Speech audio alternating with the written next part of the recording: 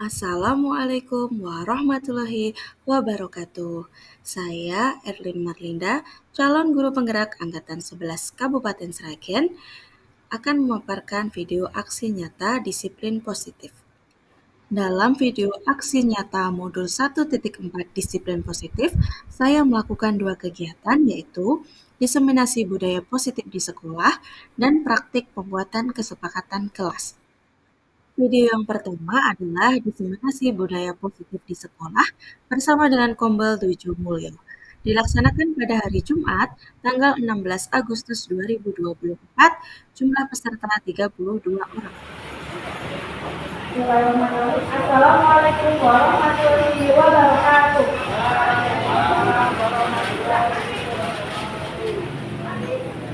Sugeng enjang menjelang sugeng siang Bapak Ibu semua. Sehat deh. Semangat pagi. Bapak Ibu semua. Di sini saya tidak akan mengajari, di sini saya akan berbagi ilmu, kita sama-sama belajar tentang budaya positif di sekolah. Apa itu budaya positif, bagaimana penerapannya, dan bagaimana langkah-langkahnya kita sama-sama belajar pada kesempatan ini. Jadi nanti di sini tidak ada guru, tidak menggurui. Jadi kalau nanti ada pertanyaan kita pecahkan bersama-sama. Nanti deh. Nah, sebelum kita mulai ke materi budaya positif, di slide sudah ada beberapa pertanyaan pematik. Pertanyaan yang pertama adalah setuju atau tidak pemberian hukuman dapat mendisiplinkan siswa. Kira-kira setuju atau mboten? Ya. Setuju. Yang satu tidak. Oke, kita mau ya setuju. Iya. Nah, pertanyaan ini kan hukuman. Ya. Yang kedua, pemberian hadiah atau reward bisa memotivasi siswa. Setuju atau mboten? Oke, maka setuju ya. Yang ketiga, guru bisa mengontrol peserta didik. Setuju atau mboten? Oke, kita tahu. Kemudian, seorang guru harus mampu memberikan solusi bagi siswanya. Oke, kita bedah satu persatu. Poin pertama, setuju tidakkah pemberian hukuman dapat mendisiplinkan siswa? Di sini bisa dibedakan ya. Nanti kita akan bedakan antara hukuman, konsekuensi, dan juga restitusi. Hukuman, menurut Bapak itu hukuman itu berikut. Hukuman itu yang bagaimana? Yang membuat jerah. Terus selesai.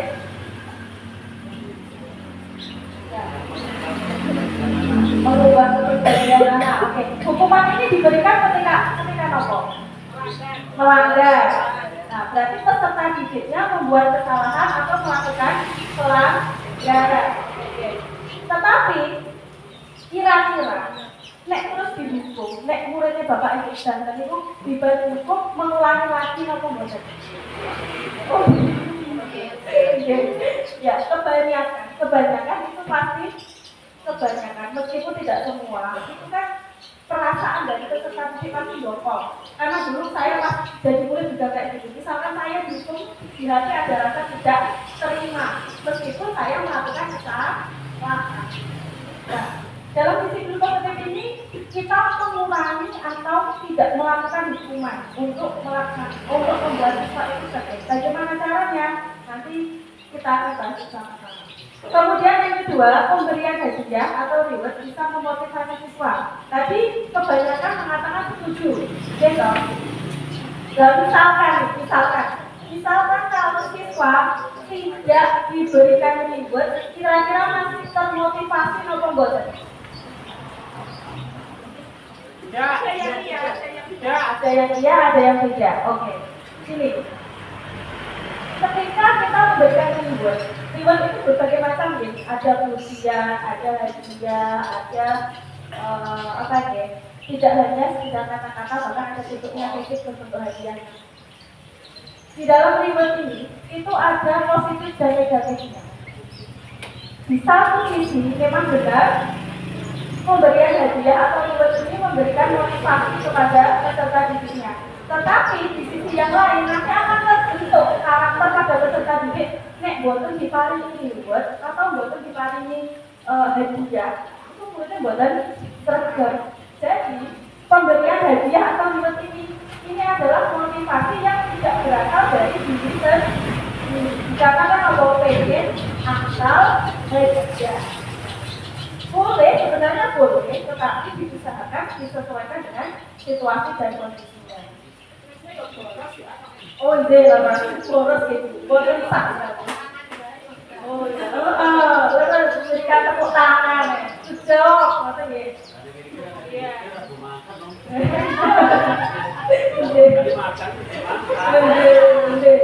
Nah, oke. Kemudian guru harus mampu memberikan motivasi kepada jelas. Dan bukan memberikan motivasi kasih nama kita, karena guru itu adalah orang tua kedua. Untuk guru ini yang mengajarkan menggunakan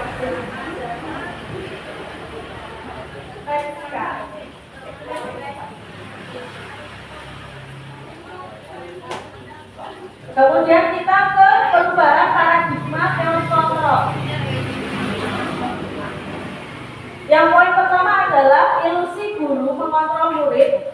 Ilusi bahwa kritik dan membuat orang merasa bersalah dapat menguatkan karakter. Kemudian ilusi bahwa semua penguatan positif efektif dan bermanfaat.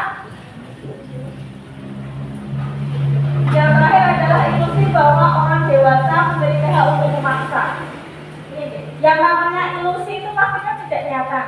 Jadi kita harus membuat perubahan paradigma.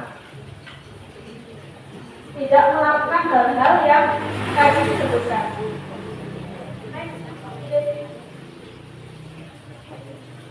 Kemudian topik pembahasan kita pada kesempatan ini yang pertama adalah disiplin positif dan nilai-nilai kebajikan universal, teori motivasi, hukuman dan penghargaan serta restitusi, keyakinan kelas, kebutuhan dasar manusia dan dunia berkualitas, kemudian restitusi, 5 posisi kontrol guru, kemudian juga restitusi bagian studi restitusi dalam menyelesaikan masalah.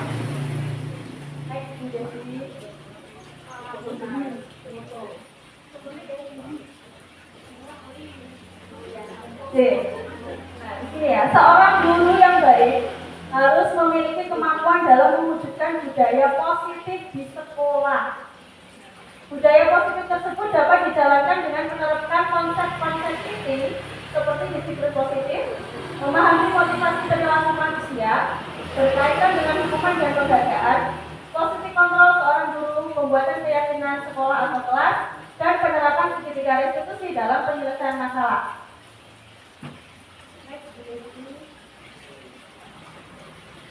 Apa tuh disiplin positif itu? Disiplin positif itu adalah budaya-budaya positif yang kita terapkan pada sekolah atau kelas kita. Dengan cara bagaimana? Penerapannya adalah mengajarkan kepada anak bertanggung jawab dan menumbuhkan kesadaran diri berdasarkan nilai-nilai kebajikan. Jadi menanamkan sehingga anak tersebut mampu dengan sukarela, tanpa paksaan, tanpa pujian, tanpa hukuman untuk melaksanakan disiplin positif atau budaya positif. Kemudian lebih ke arah disiplin diri yang dapat mengontrol diri dalam melakukan segala tindakan. Jadi anak bisa mengontrol tindakannya sendiri. Kemudian dapat membuat murid memahami dan menyadari tentang motivasi internal, pujian atau hukuman. Ini guys. Jadi ini tujuannya adalah bagaimana peserta didik kita, murid kita melakukan sesuatu disiplin positif, budaya positif tanpa paksaan. Jadi mereka dengan sukarela, tidak atas dasar hukuman ataupun tidak atas dasar pujian. Kemudian selanjutnya ada nilai-nilai kebajikan universal. Seseorang yang memiliki disiplin diri berarti mereka bisa bertanggung jawab terhadap apa yang dilakukannya karena mereka mendasarkan tindakan mereka pada nilai-nilai kebajikan universal. Dalam hal ini Ki Hajar Dewantara menyatakan, seorang guru yang baik harus memiliki kemampuan dalam mewujudkan budaya positif di sekolah. Tadi ya, nilai-nilai kebijakan universal itu berasal dari diri sendiri. Jadi tugas kita adalah bagaimana caranya nilai-nilai kebijakan itu bisa ada pada diri peserta didik. Jadi tidak saat tidak. Maka kadang-kadang kalau anak-anak kita melakukan yang telat, misalkan ada peraturan telat masuk ke dalam kelas, nanti disuruh berdiri atau nyanyi di depan kelas. Kira-kira motivasinya anak untuk tidak telat itu apa? Ya,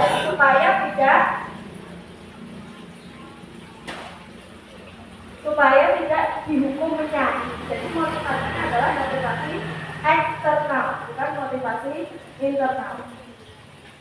Kemudian, budaya positif tersebut dapat dijalankan dengan menerapkan konsep-konsep ini seperti disiplin positif, memahami motivasi perilaku manusia berkaitan dengan hukuman dan penghargaan, kontrol seorang guru, pembuatan keyakinan sekolah atau kelas, dan penerapan sertifikat restitusi dalam menyelesaikan masalah.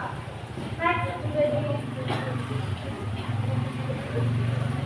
ini bisa dibaca bersama-sama.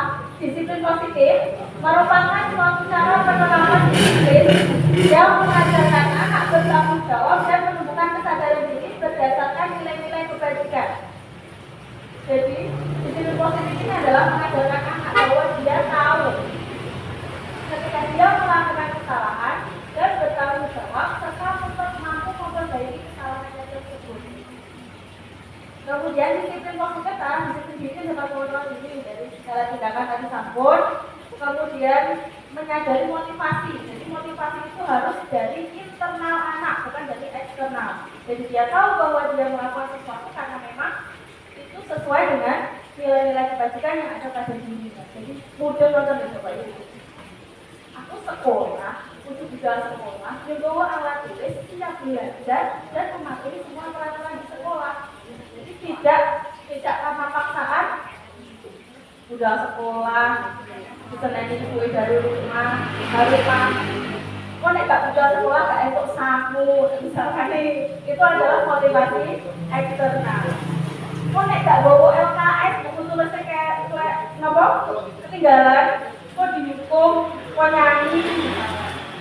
Jadi tidak pada motivasi internal, karena takut diberi hukuman. Atau sebaliknya, bed di klub karo gurune. Udah meneng gurune orang teko malah siswane sing nyambut gurune. Bentuknya aku tuh ben dipuji sama guru biar siswa yang disiplin. Nah, itu yang harus dihindari. Jadi pemberian pujian itu kadang-kadang bersifat negatif, kadang-kadang bersifat positif. Jadi disesuaikan dengan kondisinya. Pemberian pujian juga atau reward itu tidak melulu beri hadiah gitu. Mungkin nak boros gitu. Ya hadiah terus mau gitu. Oke toh? Kemudian motivasi perilaku manusia. Motivasi itu apa Bapak Ibu? Motivasi itu apa? Motivasi dorongan ya. Berarti harus didorong. Apa mendorong diri sendiri? Mendorong diri sendiri ya. Tidak harus didorong. Maksudnya apa toh?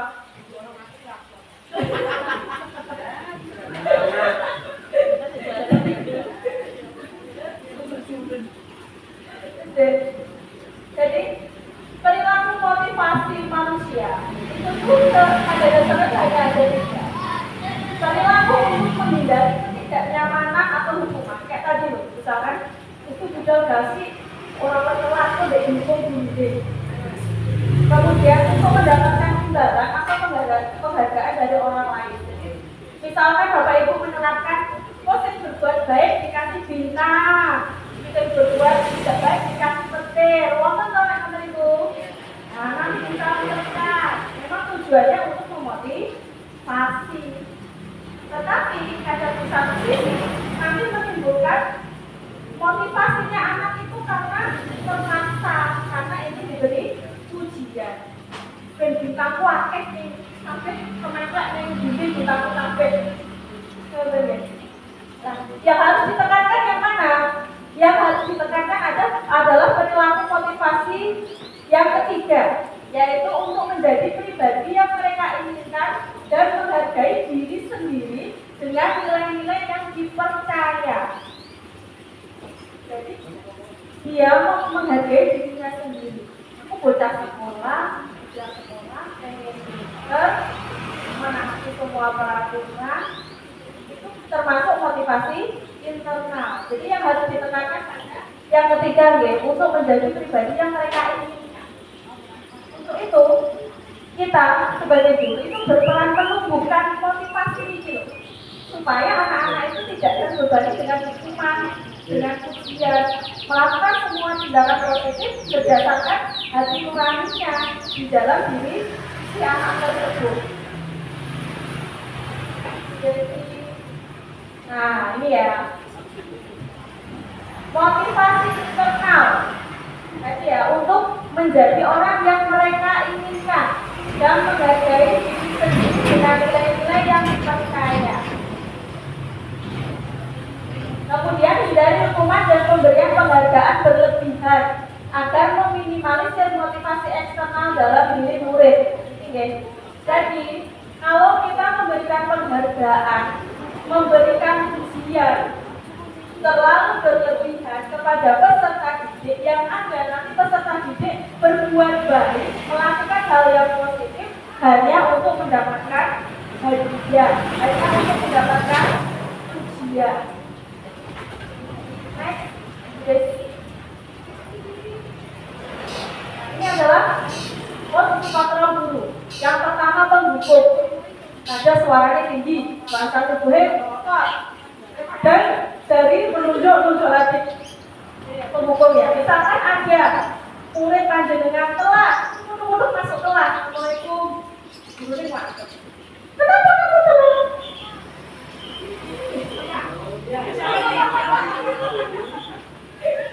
Iya, bernada kasar, nadanya tinggi, muridnya dipenelengin. Kira-kira muridnya lebih apa tambah wani? Susilo, apa telat?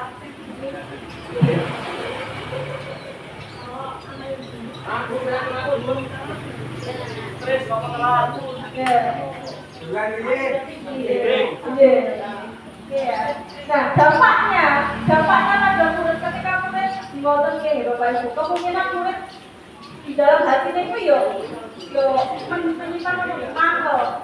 Sebenarnya dia menyadari bahwa dia telat, tetapi karena perlakuan posisi kontrol kita sebagai penghukum, jadi dia merasa mantel dengan kita. Terus ngomong mungkin mesti seneni orang tuanya, sekolah sekolah jadi seneni kalau Bapak Ibu guru. Kemudian bisa jadi murid tersebut nanti tidak akan mengikuti pembelajaran dengan baik dan benar. Sama seperti kita nih, sekarang bayangkan, nek Bapak Ibu panjenengan saudara keluar dari rumah ketika mau mengajar, nek rumah, terus enek masalah, sekolah sekolah kira-kira bercucu apa buyang-buyung? Cucu. Jorok ya. Iya, terbawa lagi. Padahal masalahnya di rumah. Nah, peserta didik juga seperti itu. Nek dari awal semua, kalau digawe sedih, digawe susah, kecewa, dia sudah kecewa dengan keadaan dirinya sendiri, mau pokok kelas, nanti kalau Bapak Ibu mau sekolah dari Bapak Ibu guru, maka yang ada dia tidak akan mengikuti pembelajaran dengan baik. Terus biasanya dengan sekolah kan ini, sekolah itu tiket, UKM dia ngajari gala, Pak Kain dia nggak tahu dihukum kalau Pak Kain. Kita Bapak Ibu guru masih ingat tidak? Maka buat yang zaman sekolah dihukum mana itu? Sekarang tidak. Kalau sekarang bangga, Neria terima perasaannya.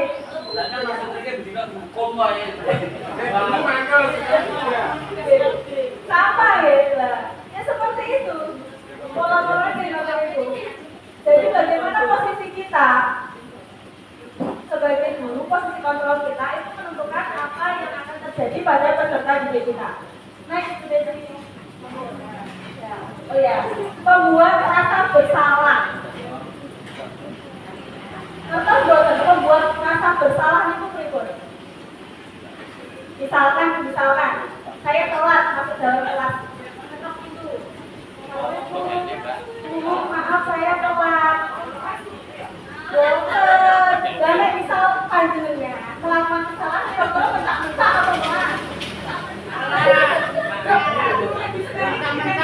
Oh, iya, kamu berarti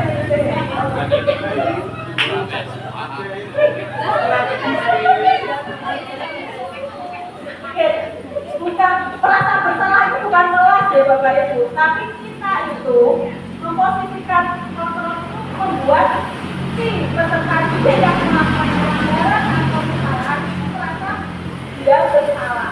Sebenarnya ketika peserta didik melakukan pelanggaran atau melakukan kesalahan dia sudah menyadari, tetapi jadi tambahin kan kalau gurunya mereka merasa emang boleh itu sudah disangoni, ditumbas ke sepatu, ditumbas ke tas sekolah ya telat baik sebenarnya jadi omong pernah buat gerakan itu pernah apa nggih buat harus apa nggih jadi yang tadi sebagai penghukum mau angsal apa boten bangun sesuai nakal ya Bu, nanti kita katakan bersama-sama. Jadi kita harus menjadi satu, nggak boleh ya sebagai penghukum berterangsal nggih berterangsal. Terus membuat rasa bersalah ini dibuat terangsal soalnya kok sudah menyadari kesalahan ini ditambah disusulnya lagi. Iya, nanti dia akan semakin tertekan. Ini pada murid bisa dilihat ya, murid akan merasa bersalah berlebihan, mengatakan bapak atau ibu gurunya, merasa menjadi orang yang gagal dan tidak sanggup membahagiakan orang lain. Kadang-kala sikap seperti ini lebih berbahaya dari sikap penghukum, karena emosi akan tertanam di dalam murid menahan perasaan. Jadi ini lebih ke psikologisnya yang diserang.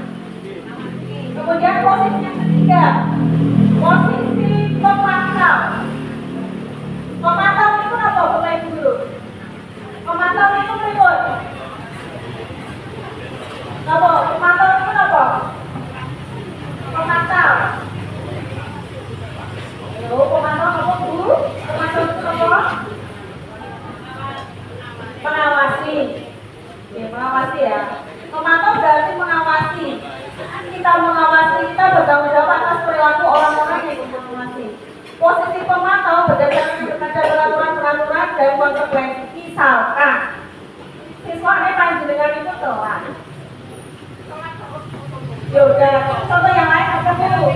Oke, itu secara PR. Dengan contoh, siapa yang tidak mau mengerjakan PR? Terus dia yang tidak mengerjakan PR kira-kira akan dibutakan atau boten? Boten.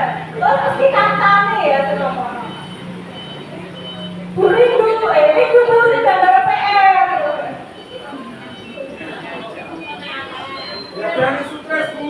Ya, pasti seperti itu. Kenapa? Kenapa dia tidak tunjuk tangan ketika tidak mengerjakan PR? Karena sejatinya dia tahu dia melakukan kesalahan. Terus dengan terus ini, bos ini, mesti orang kantor cas sekolah ini saudara PR. Nah, persis banget, persis banget. Jadinya ini kok makin ngomong, oh kurang tahu, buka ibu buku, nonton di HP wae, nonton di YouTube wae. Nah, pemantau itu seperti itu. Jadi guru itu mengingatkan peraturan yang ada di sekolah. Nah, akibatnya apa? Akibatnya murid memahami konsekuensi yang harus dijalankan karena telah melanggar suatu peraturan sekolah. Memantau ini diperbolehkan, tetapi tidak pada posisi yang paling benar. Asal kalau lari itu dieliti. Kamu kok tidak mengerjakan PR? Kenapa? Kamu tahu toh, hari ini jadwalnya kita menyampaikan yang mau dibahas. Kenapa kamu tidak dikerjakan? Kamu tadi malam ngapain? Kolong-kolong itu asal. Untuk aku ini Ibu. Ya Pak. Kira-kira kita disengaja ada pembuatan. Nah, jangan langsung untung ke Pak. Oh betul, alhamdulillah. Oke Pak.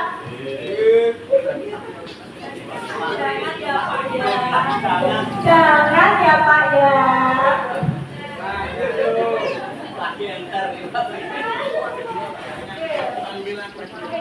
Jadi begini deh Bapak Ibu. Jadi sebagai pemantau ini diperbolehkan kan ada masalah tadi. Yang paling jelek posisi guru itu sebagai pemukul tadi yang harus jelas dihindari. Kemudian juga membuat murid merasa bersalah, itu jelas harus dihindari.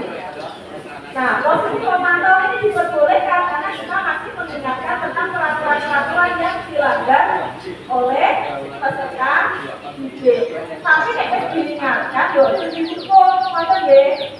Terus mungkin yang jenengan pun dielekin, yo, aku darah PM, kan sekolah dibagi tugas yang digarap. Kok no, masih diingatkan, buatan-buatan itu deh. Buatan no, buatan apa deh? Deh. Jangan deh Pak deh.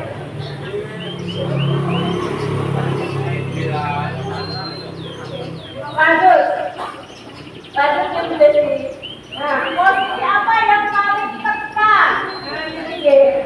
Posisi yang paling tepat adalah sebagai manajer. Manajer itu tugasnya apa?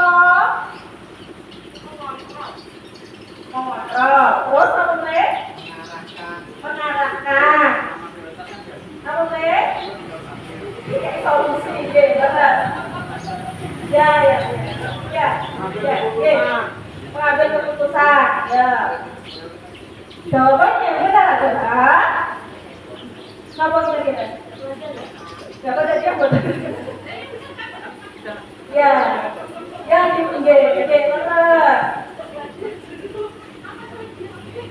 Jadi sebagai manajer, guru berbuat sesuatu bersama dengan murid, mempersilahkan murid mempertanggungjawabkan perilakunya dan mendukung murid supaya dapat menemukan solusi atas permasalahannya. Jadi kita mengarahkan peserta didik untuk menemukan solusi dari permasalahan dia sendiri. Jadi solusinya bukan berasal dari guru.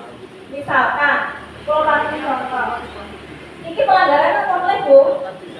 Kau nak telat di paitung dan setelah terus, mau kau tidak mengerjakan tugas untuk pelanggaran apa boleh? Oke, terus kalian.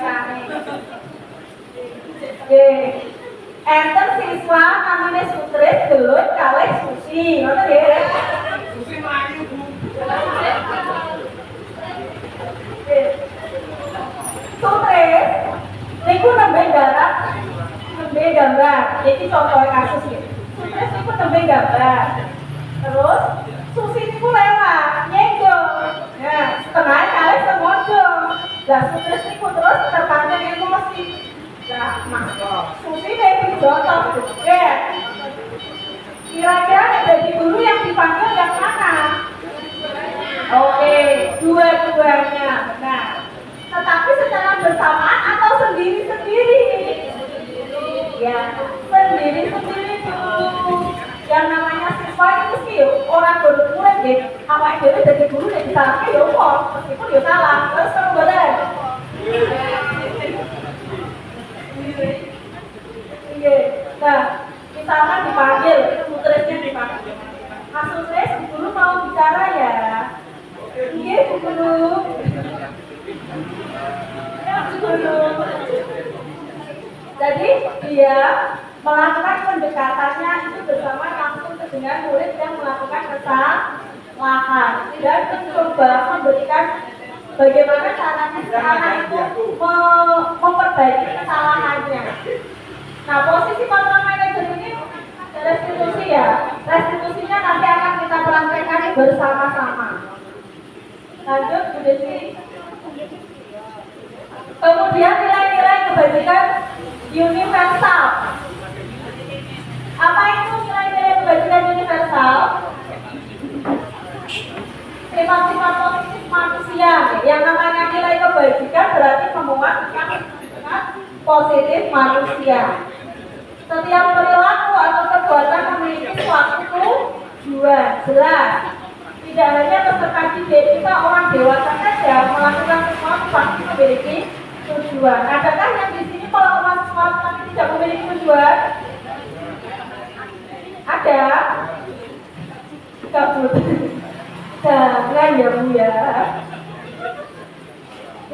Kemudian dengan mengaitkan nilai-nilai kebajikan yang diyakini seseorang, maka motivasi intrinsiknya akan terbangun.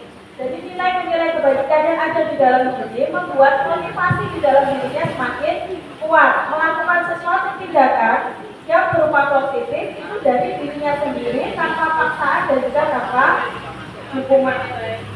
Kemudian nilai-nilai kebajikan yang ingin dicapai setiap anak Indonesia yang kita kenal dengan profil pelajar Pancasila. Sampun ngertos toh profil pelajar Pancasila itu apa mawon? Ngertos apa boten? Nggih. Kan ada lagunya toh, lagunya pripun yo? Pancasila beriman dan bertakwa pada Tuhan yang esa dan beramal mulia, berkebinekaan global, gotong royong mandiri, kreatif dan bernalar kritis. Nah, ini loh, nilai-nilai kebajikan yang seperti ini yang akan kita tanamkan kepada peserta didiknya. Bahwa gurunya wae orang kreatif kok, peserta didik kok kreatif. Kalau mau menanamnya seperti ini maka dimulai dari guru itu sendiri. Jadi sebelum kita menerapkan pada peserta didik maka kita berusaha menanamkan hal ini kepada diri kita sendiri. Jadi kadang-kadang yang namanya manusia kita kadang dia kerja, sok di tempat kerja, kadang dia ngomong mager. Jadi kita harus menstabilkan kondisi paling bodoh, ya kondisi dengan apa yang sudah kita lakukan. Next, Desi. Keyakinan sekolah atau kelas. Keyakinan sekolah atau kelas itu apa? Kita kenapa?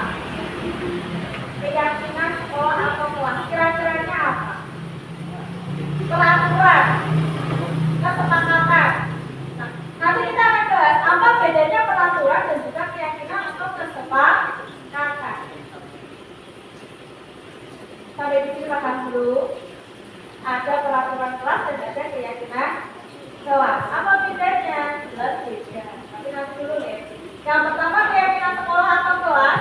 Guru berperan dalam mewujudkan terbentuknya keyakinan sekolah atau kelas dengan adanya kesepakatan antara murid dengan guru. Jadi jelas deh, kalau keyakinan atau kesepakatan kelas sekolah itu dibentuk antara murid dengan guru. Jadi murid atau peserta didik kita berikan kesempatan untuk juga menuliskan apa yang akan menjadi kesepakatan di dalam kelasnya. Kalau peraturan itu lebih ke yang membuat suatu lembaga atau institusi, misal biasanya sudah paten gitu Pak Ibu. Tapi kalau keyakinan atau kesepakatan kelas kita bisa membuat bersama dengan murid. Keyakinan sekolah atau kelas berupa pernyataan universal yang mudah diingat, dipahami dan harus diterapkan di lingkungan sekolah. Jadi harus mudah diingat, kemudian mudah dipahami dan juga diterapkan. Next, mengapa keyakinan kelas? Mengapa tidak peraturan kelas saja? Kenapa kok keyakinan atau kesepakatan kok boten peraturan kelas mawon? Biasanya panjenengan sudah punya toh peraturan di kelas, apa gak ada boten? Oh sekarang boten, sekarang apa Bu? Oke, nah kita perlu tinjau dulu kesepakatan atau keyakinan kelasnya sudah sesuai atau tidak. Nah, ini dia menekankan pada keyakinan seseorang lebih memotivasi diri sendiri. Seseorang akan lebih tergerak dan bersemangat untuk menjalankan keyakinannya daripada hanya sekedar mengikuti serangkaian peraturan yang tertulis tanpa makna. Jadi karena kita sebut dulu peraturan itu, karena kesepakatan atau peraturan itu dibuat dengan kesertaan dia yang membuat, kemudian kita sepakati bersama sehingga akan membutuhkan motivasi bahwa apa yang dia sepakati maka dilakukan dengan sepenuh hati tanpa embel-embel pun dihukum. Kemudian murid-murid pun demikian, mereka perlu mendengarkan dan memahami arti sesungguhnya tentang peraturan-peraturan yang diberikan, apa nilai-nilai kebajikan di balik peraturan tersebut, apa tujuan utamanya, dan menjadi tidak tertarik atau takut sehingga hanya sekedar mengikuti serangkaian peraturan-peraturan yang mengatur mereka tanpa memahami tujuan mulianya. Jadi saya akan dengan majak peraturan kelas tidak boleh terlambat, harus apa boleh. Tetapi kalau di keyakinan itu tidak boleh seperti itu Bapak Ibu. Pada keyakinan kelas itu tidak ada kalimat negatif. Misalkan jenengan dan murid mau membuat keyakinan tidak boleh terlambat masuk kelas. Berarti keyakinannya adalah datang tepat waktu. Tidak boleh mengakali konsepnya. Kira-kira apa diubah menjadi kalimat yang lebih positif? Oh, selalu berbuat baik. Terus saling menghargai. Tidak boleh ramai di kelas. Berarti kan dia harus saling menghargai privasi teman-temannya. Jadi kalau peraturan itu cenderung ada kata dilarang, tidak boleh, dan pembuatannya itu dibuat oleh suatu institusi. Sedangkan keyakinan kelas itu kalimatnya harus positif. Tidak boleh ada kata tidak. Jangan ya, itu tidak boleh. Tidak boleh. Jadi kalimatnya harus silakan ya, boleh. Oh, tidak boleh. Kenapa? Oh, dedeknya juga. Jadi itu ya berbeda. Kalau keyakinan atau kesepakatan itu kita buat bersama-sama dengan murid. Jadi kita bisa membuat pertama itu, ayo kita buat peraturan. Pasti mereka akan dilarang sampai tidak boleh gabung temannya. Setelah mereka menuliskan peraturan-peraturan itu masih ada yang negatif, kita arahkan untuk membuat kalimat yang positif. Nah, ini nilai-nilai kebajikannya yang ada di dalam kelas. Pertama, tanggung jawab, benar. Kemudian disiplin, saling menghormati, keselamatan, kesehatan, bersabar. Kira-kira contoh dari bertanggung jawab itu apa? Contoh dari bertanggung jawab itu apa? Ya, mengerjakan ya. Berarti kalau anak tidak melakukan, tidak mengerjakan tugas, tidak mengerjakan tugas kelas, lalu orang bawa buku PR, lalu orang bawa LKS, maka nilai-nilai kebajikan yang dilanggar adalah tanggung jawab. Kemudian yang disiplin contohnya apa Bu, Bapak Ibu? Terlambat, terus tidak mengerjakan tugas. Boleh. Misalkan pametnya pipis, jenengan gak ada boleh ketemu boten. Ada. Kami maksudnya pametnya itu pipas pipis. Ternyata sekolah itu nanti buntuti lari kalau Bu pipis Bu. Ini bocah ini mau pipis, kok pipis ini apa anak-anak kan mau berikut. Akhirnya kalau buntuti di belakang, ternyata dia tidak pipis. Ngadep itu toilet terus ngomong ya. Bayang ke Bu. Apa? Karena kadang-kadang dia merasa ngantuk di tahun pembelajaran yang tidak menyenangkan. Jadi pelanggaran yang di kelas dilakukan oleh peserta didik kita itu kadang-kadang kenapa? Kita yang kurang aktif, pembelajaran mungkin membosankan, malah ngantuk, terus akhirnya timbangannya ngantuk, aku tak melaku-melaku nontonnya minggu kelasnya kan. Tapi ini kok berdua materi itu. Kalau tahu ini mau tek arti itu kan nih, kalau kita ngandel, waduh. Jadi pipis, selesai gak pipis. Sampun kok Bu. Kapan Bu? Lihat dari sini terus. Oh, deh.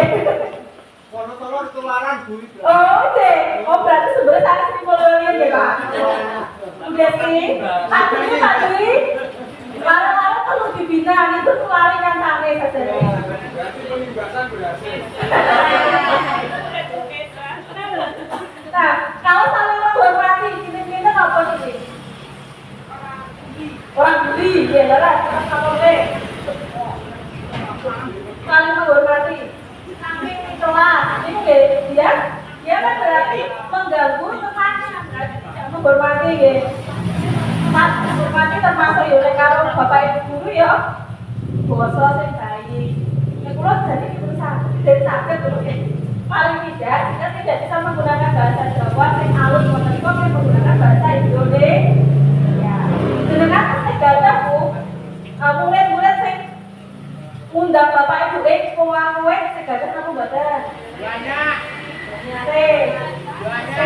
Nah, ini juga perlu diberikan pembinaan. Nek boten saged ngerti bahasa Jawa yang halus dan ngomong ngoten niku.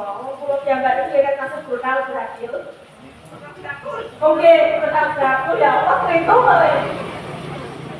Biasakan menggunakan bahasa Indonesia. Betul nggih? Kemudian keselamatan, kira-kira apa keselamatan? Dolanan di buru kelas, bal-balan di buru kelas, itu termasuk pelanggaran di keselamatan, ya toh? Kok nek bal-balan di buru kelas, naik kancane, namanya si mabuk atau mencari kosong, atau naik kancane, kemudian kesehatan, kira-kira apa kesehatan? Dadane sembarangan. Nah, ini perlu juga diberikan pengalaman gitu. Kadang-kadang kan, apalagi sekarang yang sedang viral saat ini adalah banyak sekali anak-anak itu yang sudah cuci darah. Kenapa? Karena terlalu apa yang dimakan atau apa yang dikonsumsi itu tidak sehat. Membahasnya es mokusitri, es marimah, gurunya ya, gurunya mau dibinari ya dia.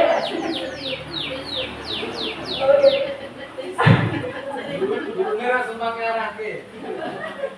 Karena suka mengarahkan siswa. Oh betul. Contoh baik. Lagi toh. Itu PMM dia pakai. Itu PMM. Sami. Itu buat apa? Kemudian bersabar. Contohnya kasus pelanggaran bersabar itu apa? Ya bersabar emosi. Maksudnya contohnya apa? Ngeplai kancah ini. Ini toh padus. Mereka panjenengan kata itu boten. Gurune kata itu. Bu pengawas iki perlu dibina, Bu. Gurune kata niku, Bu. Nggih, Bu. Mun emosi kok.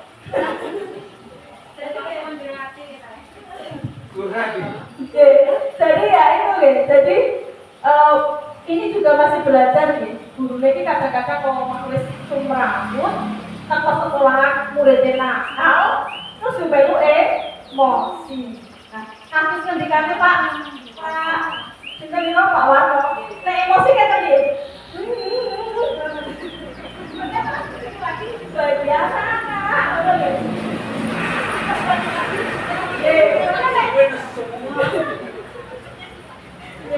Prakteknya susah banget. Susah, kalau di dokter ya. Kok balik lagi gitu? Ini bocah padahal PS ya kan gini. Kok gak dikasih apa? Ya ini tuh ketikanya Pak, wah, jadi tidak ada salahnya kita mencoba. Saya juga baru mencoba, teman-teman saya insya Allah lebih mencoba kecuali saya luput ya. Jadi itu juga berdampak positif pada murid. Karena apa? Itu membangun atmosfer yang positif di dalam pembelajaran atau di dalam kelas. Nah, ini ya bedanya peraturan dan keyakinan kelas. Kalau peraturan mesti ditulis selalu kembalikan ke buku ke tempatnya. Setelah selesai membaca, kembalikan buku ke tempatnya, betul nggak? Kalau keyakinan kelas itu maksudnya pada poin tanggung jawab. Kenapa? Dia yang mengambil buku, maka dia sendiri yang harus mengembalikan. Ini yang harus ditanamkan pada peserta didik. Dilarang melakukan kekerasan. Ingat, ini adalah kalimat negatif, maka harus diubah menjadi kalimat yang positif. Keselamatan, menghormati orang lain. Kapok-kapokan jambak-jambak itu kan termasuk pelanggaran dalam keselamatan. Bergantian atau menunggu giliran, kalimatnya kan rodo ambigu. Kemudian ini menjadi bersabar, antri dan menghormati orang lain. Kemudian cuci tangan sebelum makan. Ini masuknya ke dalam kesehatan. Kira-kira sekolah bapak ibu nek hari Jumat itu onten sarapan bersama maupun boten? Boten. Ya dibiasakan. Lalu kan betul bekal dari rumah. Gurunya yang bawa. Boten yang bawa, gurunya yang bawa.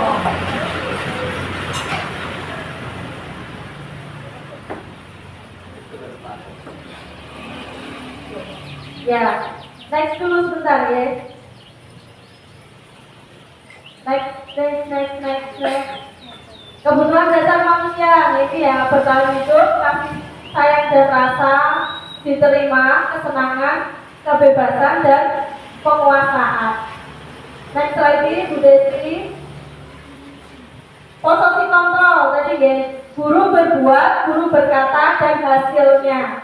Kita nunjuk, itu membuat orang merasa bersalah, memberikan kekecewaan. Kemudian guru berkata kamu tidak melakukan, maka kamu akan. Nah, itu dihindari, dihindari karena ini adalah nanti perilakunya menjadi kontrol negatif. Kontrol positifnya adalah menghitung dan mengukur, kemudian mengajukan pertanyaan. Next Bu. Mungkin bawahnya lagi Bu. Nah, hukuman konsekuensi dari institusi tadi sudah dijelaskan ya. Kalau hukuman itu pasti diberikan kepada anak-anak yang melakukan kesalahan. Next lagi Bu.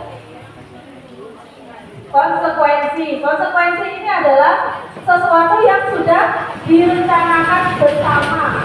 Buat peraturan, maka akan ada konsekuensi yang akan diterima. Nah, konsekuensi ini juga harus dipikirkan. Kalau konsekuensinya tidak membangun murid, maka dilarang. Sehingga konsekuensinya harus sesuai yang membangun murid. Contohnya, ada siswa yang tidak membawa buku pelajaran. Konsekuensinya ojo dikon ngadeg ning ngarep kelas, itu tidak akan memberikan manfaat. Konsekuensi yang baik adalah siswanya disuruh menulis di buku yang lain, tapi ketika di rumah bisa disalin di buku yang seharusnya, atau misalkan ditempel, cukup seperti itu. Jadi nggak harus dihukum ya. Nah, ini contoh mengambil sampah 10 biji karena terlambat masuk kelas, itu konsekuensi atau hukuman?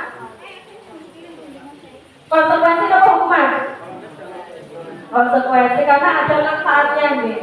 Terus yang kedua, membersihkan coretan yang dibuatnya di dinding kelas. Hukuman atau konsekuensi? Konsekuensi karena dia yang mencoret, maka dia yang harus membersihkan. Murid diminta push up 20 kali karena terlambat olahraga. Hukuman karena bersifat fisik. Gak boleh ya. Menggantikan pensil temannya yang sudah dipatahkan. Konsekuensi. Berdiri di depan kelas karena tidak mengerjakan tugas. Hukuman. Contoh ya, bedanya antara konsekuensi dan hukuman. Kemudian, tadi menghadapi, ini yang terakhir ya, ini materi terakhir, menghadapi murid yang bermasalah atau melakukan kesalahan dengan cara restitusi, menciptakan kondisi di mana murid mampu memperbaiki kesalahannya sendiri. Contohnya tadi kan sudah ada contoh. Sutre padu kawin susi. Sutre dokter susi, gak mau susi mau nyoret kembali sutre. Maka bu guru memanggil sutre. Sutre, bu guru mau berbicara ya. Keberatan boten yang mau berbicara. Boten bu. Tadi sutre dokter susi ya. Oh iya. Pasti nek sutres dokter susi itu pasti ada alasannya toh. Alasannya apa? Pasti dia akan menjelaskan. Nah, setelah dijelaskan posisinya, Bu Desi kita tolong next. Nah, next lagi. Nah, ini yang pertama dilakukan adalah menstabilkan identitas dengan memberikan pengertian bahwa orang pasti melakukan kesalahan atau kamu bukan satu-satunya yang pernah melakukan kesalahan. Iya, Bu Guru tahu kamu pasti melakukannya ada alasannya toh. Semua orang pernah melakukan kesalahan. Yang pertama adalah menstabilkan identitas. Setelah anaknya ini tenang, kan misalkan bibar ada masalah itu pasti bocahnya ijek dongkol, ijek menteleng, ijek emosi. Nah setelah stabil kita akan melakukan validasi yang salah. Ditanyakan kira-kira nek Sutres Nabi Jotos Mas Susi itu salah atau tidak. Nanti anaknya akan terbangun menyadari kesalahannya. Salah bu. Nek sudah salah, maka keyakinan yang kita yakini bersama apa yang dilanggar, saling menghormati atau saling menyayangi. Setelah kita melakukan tindakan yang salah, maka akan menanyakan keyakinan tadi. Setelah dia mengetahui kesalahannya, maka dia akan tahu bahwa keyakinan kelasnya sudah dilanggar. Setelah menanyakan keyakinan, tentu akan yang namanya membuat solusi. Siapa yang membuat? Ya peserta didik itu sendiri. Kamu sudah tahu kamu salah, Jotos Mas Susi, terus apa yang akan kamu lakukan, Le? Itu salah, Bu. Wih mau dibahas loh. Kok balik lagi kamu? Jadi, misalkan saya akan meminta maaf dan lebih bersabar lagi, ya. Di lain kesempatan kan Bu Guru bisa memanggil Susi juga dengan perlakuan yang sama. Jadi ketika kita melakukan manajerial, siswa tidak tertekan dengan apa yang sudah dia lakukan dan mampu bertanggung jawab serta memberikan solusi dari apa yang sudah dia perbuat. Sudah ya, next lagi. Nah, sesuai dengan filosofi Ki Dewan Lorong ya. Jadi kita itu sebagai guru itu dituntun. Nek tuntun berarti ya sekabehane. Jadi tumbuh kembangnya anak dari kodrat zaman dan juga kodrat alamnya. Lanjut Bu. Nah ini dia, memiliki nilai dan peran guru penggerak. Jadi panjenengan sedangkan itu aslinya adalah sebagai guru penggerak, tidak hanya yang mengikuti programnya saja. Oh iya, next Bu Desi. Nah ini ya, ada visinya. Sebagai guru harus apa? Panjenengan punya visi toh. Pengennya muridnya kados nopo. Itu yang merupakan visi dari panjenengan sedangkan. Misalkan kalau saya itu pengen murid saya itu bisa literasi dengan baik. Berarti visi saya adalah mewujudkan peserta didik yang unggul dalam literasi. Itu namanya visi. Nah ini ya. Hal yang penting dipelajari dari proses penciptaan budaya positif adalah berkolaborasi. Nek panjenengan bekerja sendiri, saya yakin akan sulit. Sehingga apa? Perlu adanya berkolaborasi, bekerja sama dengan rekan sejawat, kepala sekolah, wali murid dan juga semua warga sekolah. Namun, ada yang mau ditanyakan boten? Usahakan boten sama deh. Biar adil no. Terima kasih sebelumnya sesuai dengan materi pagi hari ini. yang ingin saya tanyakan karena kita kan hubungannya dengan disiplin positif. Satu, bagaimana langkah kita untuk menerapkan disiplin positif di sekolahan. Padahal setiap anak itu pasti mempunyai ketaatan sendiri-sendiri. Salah satu contoh, ada anak yang dengan membaca saja sudah menerapkan keyakinan kelas. Ada satu anak juga, walaupun dinasehati dengan berbagai cara, itu belum bisa menerapkan keyakinan sekolah.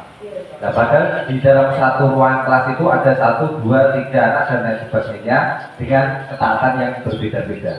Dan itu langkahnya yang perlu diterapkan apa saja. Terima kasih. Yes, ini pernah saya tanyakan kepada fasilitator saya. Ya. Bu, saya itu sudah pernah melakukan sedikit restitusi, tapi murid ini ya tidak jalan-jalan, betul Pak? Nah, ini yang perlu digarisbawahi bahwa tugas kita itu adalah menuntut, mengusahakan, mengupayakan. Nah, yang pertama itu adalah keyakinan kelas. Budaya positif ini dibangun atas dasar keinginan murid dan juga keinginan guru dan warga sekolah. Jadi bersama-sama membuat keyakinan kelas, yang membuat adalah murid dan juga guru. Dan kita tekankan bahwa keyakinan kelas ini tidak hanya harus ditaati oleh muridnya, tetapi juga gurunya. Jadi yang pertama dalam membuat disiplin positif keyakinan kelas itu adalah mengupayakan apa yang diinginkan oleh peserta didiknya. Nanti keinginan peserta didiknya melenceng bagaimana Bu? Nah itu tadi kita arahkan dengan membuat kalimat positif, kemudian menjelaskan tugas guru dan juga tugas muridnya. Nek nakal literasi, sekali literasi bisa menerapkan, ada yang berkali-kali perlu diingatkan. Itu adalah hal yang wajar. Karena apa? Kesiapan peserta didik dalam menerima kesepakatan dan keyakinan kelas ini tentu berbeda-beda. Hal yang wajar. Sehingga guru itu juga harus senantiasa mengingatkan. Modele nek dielengi bola-bali dielengi dikek segitiga restitusi mau di orang dalam Pak didongake. Karena tugas kita itu mengupayakan. Kan ada kondisi di mana yang tidak bisa kita handle. Nek memang bocah wis di segitiga restitusi nakal wae melanggar terus keyakinan kelas, mungkin kita perlu berkolaborasi dengan psikolog atau psikiater, Pak Badin, Kapitnas diundang memberikan pengarahan dan lain. Jadi kuncinya adalah kolaborasi. Betul ya Pak? Praktek untuk segitiga restitusinya. Ada yang mau mungkin Pak? Kita tolong ya Bu, itu bisa ke depan praktek untuk segitiga restitusinya.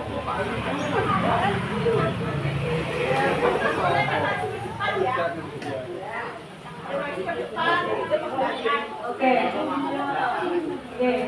Di sini contoh praktek penerapan segitiga.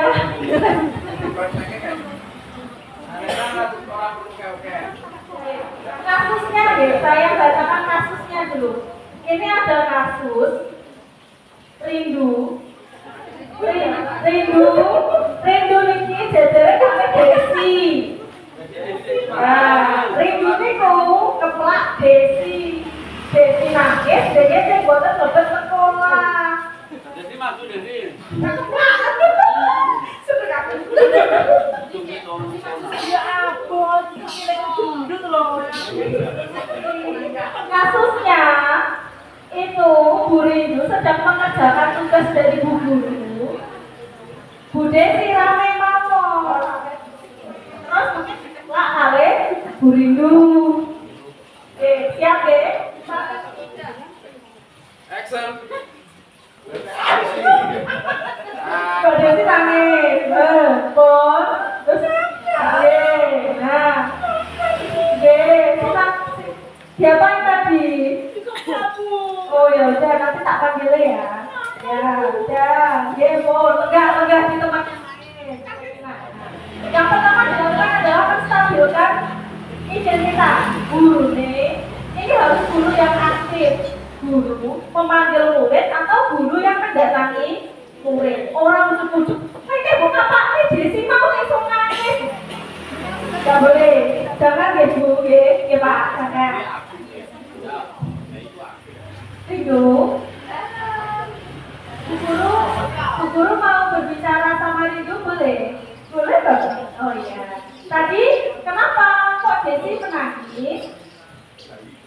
Desi tak keplak. Oh, kenapa kok bisa keplak? Berisik. Oh iya, ya. Kenapa kok? Kamu merasa terganggu? Kakek rokok darah di sini kalau ya, guru bisa paham. Kamu pengennya garap terus diganggu terus jadi keplak gitu. Jadi kan jadi nyalain keplak. Nah terus ini yang namanya menstabilkan identitas dulu. Kemudian dalam menstabilkan identitas itu juga diperlukan yang namanya membuat pernyataan bahwa semua orang pernah melakukan kesalahan. Ya enggak Bu Guru paham mengerjakan tugas terus diganggu. Ya semua orang pernah melakukan kesalahan, ya toh, tapi diperbaiki. Kira-kira tindakan kamu yang memukul senyeplak Desi mau salah atau benar? Jadi salah, dari emosi kok. Sudah tahu salah, kira-kira kesepakatan kelas apa yang kamu langgar? Tidak menghormati. Oh, berarti kamu tidak menghormati temannya. Validasi masalah yang salah. Validasi, jadi kita mau validasi dulu permasalahannya apa. Kemudian selanjutnya adalah menanyakan keyakinan. Kira-kira, apa yang kamu lakukan tadi membuat Desi melanggar kesepakatan kelas, itu boleh dilakukan atau tidak? Karena juga merangkul dulu. Tapi dilakukan. Mungkin emosi loh. Terus kira-kira sudah terlanjur dilakukan, kamu mau memperbaiki masalah ini boleh? Ya. Lalu apa yang akan kamu lakukan? Besok kalau Desi berangkat sekolah minta maaf Bu. Ya. Selain itu terus bagaimana? Itu dangan jadi kamu harus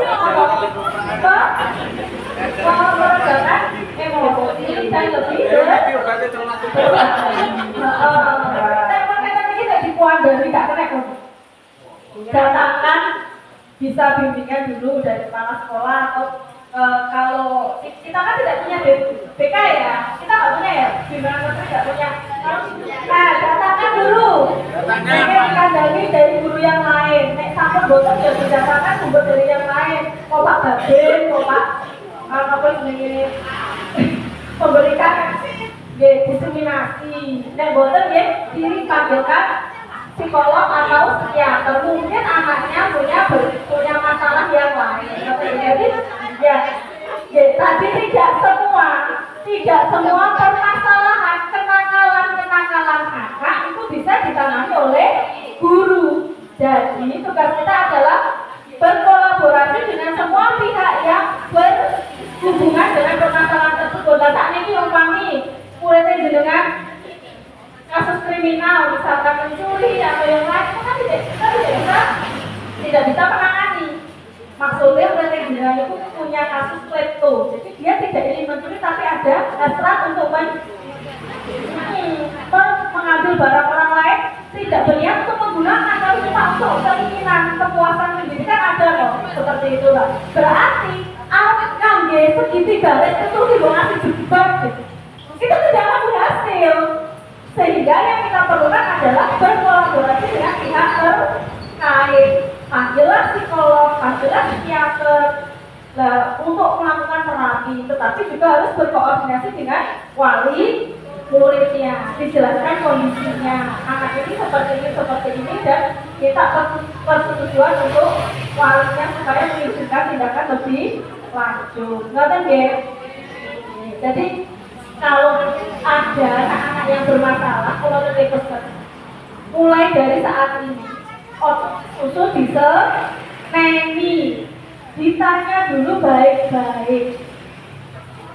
Jangankan peserta didik, kita saja melakukan sesuatu pasti ada sebabnya. Jadi kita sama-sama belajar, sama-sama berproses menghadapi atau menumbuhkan budaya yang positif di sekolah atau di kelas kita.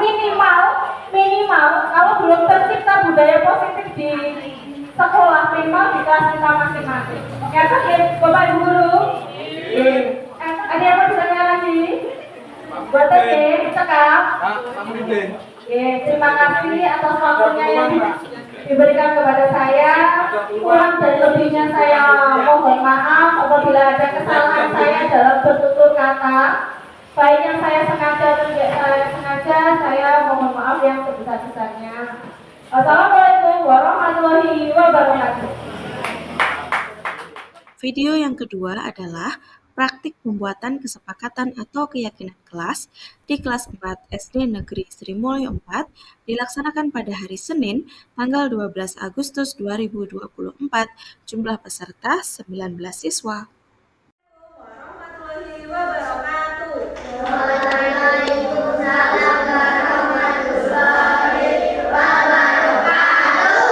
Selamat pagi anak-anak. Bagaimana kabarnya hari ini? Hari ini kita akan membuat kesepakatan kelas atau keyakinan kelas. Apakah anak-anak ada yang tahu apa itu kesepakatan kelas? Tahu.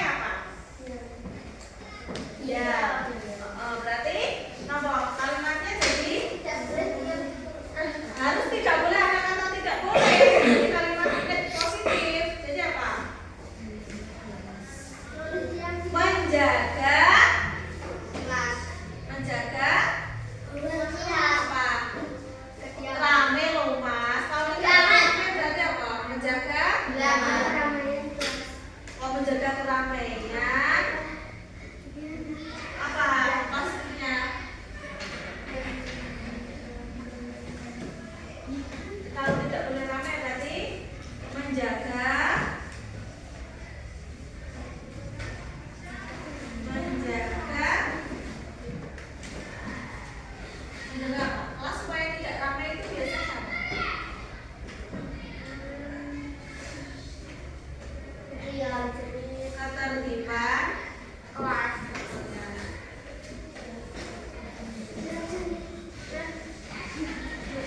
Kemudian ada lagi tidak boleh membuang sampah sembarangan, berarti tidak bolehnya dihapus, berarti membuang sampah